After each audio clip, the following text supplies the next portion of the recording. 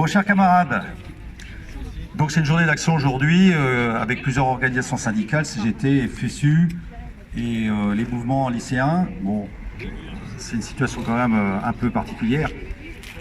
Donc la crise économique et sociale que nous subissons actuellement, liée à la situation sanitaire, n'est qu'un prétexte pour le gouvernement et le patronat pour continuer à accélérer leur politique mortifère, casser les acquis sociaux, les emplois et le potentiel industriel pour engranger plus de profits et faire du chantage à l'emploi par les grandes entreprises.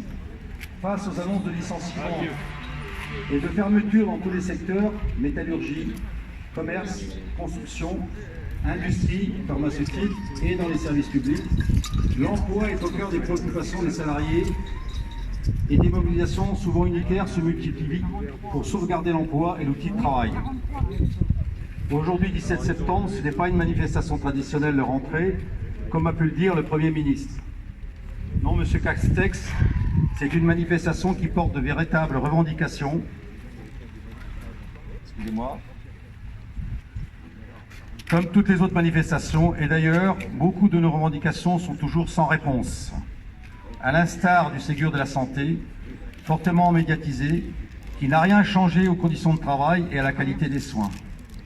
Le personnel soignant usé par le Covid-19, la vague des malades qui ne sont pas soignés pendant le confinement et la canicule, se retrouve à nouveau face à la Covid, sans moyens humains et financiers supplémentaires, ce qui entraîne des soignants épuisés et en souffrance.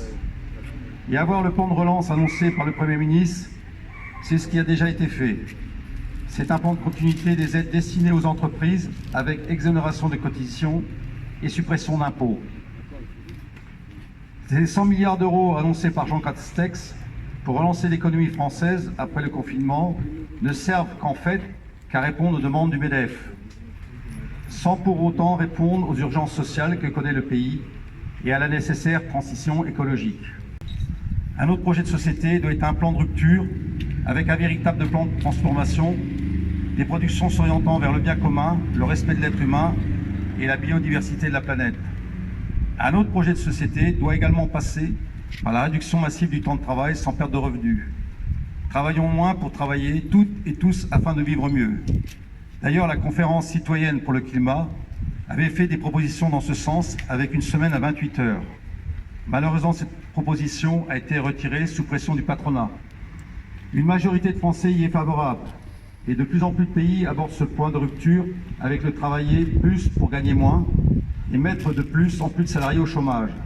Pour une fois, prenons l'exemple de l'Allemagne qui y réfléchit sérieusement. Revendiquer auprès du patronat une réduction massive du temps de travail, c'est répondre non pas seulement à la crise sociale qui s'annonce, mais aux changements structurels dans des secteurs tels que l'industrie automobile, confrontée au défi de la voiture électrique et à l'accélération du numérique du fait de la pandémie. Un autre projet de société doit également passer par une réindustrialisation et des relocalisations pour faire face également aux questions d'urgence environnementale et à la sécurité sanitaire, auxquelles nous devons trouver des réponses. Il est nécessaire de ne pas opposer, comme le fait aujourd'hui le gouvernement, entre vieille et nouvelle industrie. La question est davantage de savoir comment faire évoluer les modes de production, pour répondre aux besoins et aux enjeux environnementaux. Un autre projet de société doit également passer par le développement des services publics, répondant aux besoins des populations concernant tous les secteurs, éducation, formation, action sociale, santé, emploi, justice, sécurité, logement, transport, énergie, eau, culture, information et communication. La crise sanitaire liée à la Covid-19 a amplifié le creusement des inégalités sociales et sanitaires. Une fois encore, et ce, malgré les attaques incessantes subies, la sécurité sociale a démontré toute son utilité et joué son rôle d'amortisseur social. Les services publics doivent échapper à toute logique de marché, être présents sur l'ensemble du territoire, leur périmètre doit être renforcé. Il est urgent d'arrêter sans délai tous les processus de réforme de la fonction publique et des services publics et tous les plans de suppression de postes et de fermeture. Il faut au contraire gagner dans les entreprises publiques, les services, les administrations, l'intégration des précaires. D'ailleurs, entre 700 et 800 000 jeunes supplémentaires vont entrer sur le marché de l'emploi à la rentrée. Qu'allons-nous leur proposer? Pas moins de 2 millions de travailleurs précaires qui n'ont pas d'autre choix que d'alterner emploi et chômage. Entre confinement, Covid-19, situation économique précaire, c'est la double peine pour ces nombreux salariés saisonniers, intérimaires, intermittents du spectacle, sans oublier les étudiants qui n'ont pas pu travailler cet été. Force est de constater que nous assistons à une précarisation croissante.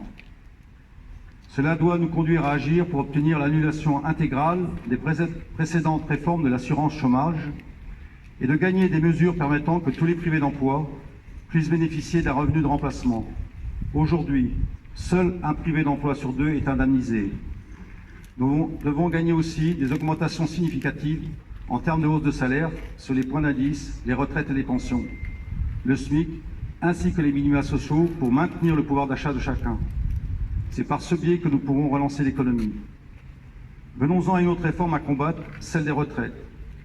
Si le gouvernement n'a pas pu aller au bout de sa réforme régressive, visant à mettre en place un régime universel de retraite à points, c'est bien grâce à l'exceptionnelle mobilisation sociale. Et pourtant, dans le contexte de la crise sanitaire au printemps dernier, il n'a pas, pour autant, abandonné sa volonté de mettre en œuvre des mesures financières pour faire baisser les pensions des retraités, tout en poursuivant la suppression des régimes spéciaux. Pour les retraités, le gouvernement tente d'exclure cette partie de la population qui représente près de 17 millions de Français en voulant les opposer au reste du pays. Depuis le début de la pandémie du Covid-19, les retraités ont été mis à l'écart de toutes les mesures sociales qui ont été décidées par le gouvernement. Pire, les pensions inférieures à 2 000 € bruts, soit à 1 850 € net, ont eu une faible revalorisation de 1%. Et les autres n'auront que 0,3% en octobre, alors que de nouvelles dépenses viennent impacter le pouvoir d'achat avec l'achat des masques et une nette augmentation des produits frais, plus 5%, et de l'énergie. L'électricité a augmenté de 5,9% en juin 2009 et 4% depuis février 2020, soit 10% sur un an. Depuis 2014, les pensions sont gelées et accusent pour un grand nombre de retraités une baisse de pouvoir d'achat de 4 à 7%, en lien avec l'application de la taxe CASA de 1% sur les retraites et la hausse de la CSG d'1,7 point.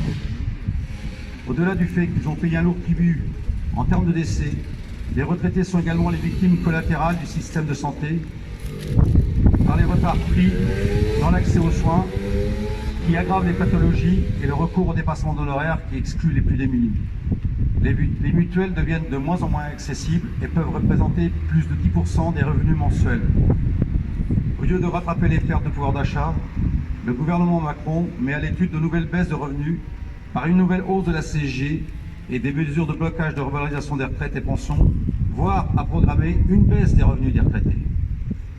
La loi sur le grand âge, concernant la prise en charge de la perte d'autonomie, entend marginaliser une fois de plus les retraités les plus âgés en créant une 5e branche pour la prise en compte du 5e risque lié au handicap qui concerne pourtant tous les âges.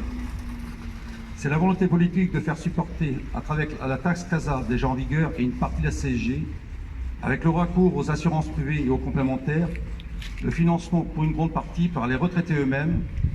Au contraire, nous exigeons qu'ils soient pris en charge à 100% par la sécurité sociale dès le plus jeune âge, seul moyen de garantir les mêmes conditions d'accès à la protection sociale. Les moyens existent. De nouveaux cadeaux sont faits aux entreprises sans contrepartie sur l'emploi. Ils représentent plus de 3,5% du PIB, soit près de 100 milliards, et dont moins de 10% de cette somme pourrait largement couvrir les besoins de 200 000 emplois, si utiles qui manquent dans les EHPAD. Une autre partie devrait également participer à améliorer le système de santé, qui pourtant continue à connaître des suppressions de lits et une hémorragie en termes d'emploi, ce qui constitue donc une nouvelle menace pour la santé de toute la population quand la pandémie ne cesse de se répandre. Alors non, ce 17 septembre n'est pas le rendez-vous annuel d'expression syndicale, mais bien une journée revendicative, et nous, toutes et tous, nous revendiquons une forte revalorisation des salaires, une revalorisation du point d'indice, des pensions et des retraites, du SMIC et des minima sociaux. Que pas un euro donné aux entreprises ne se fasse sans contrepartie en termes d'emploi, de conditions de travail et de salaire.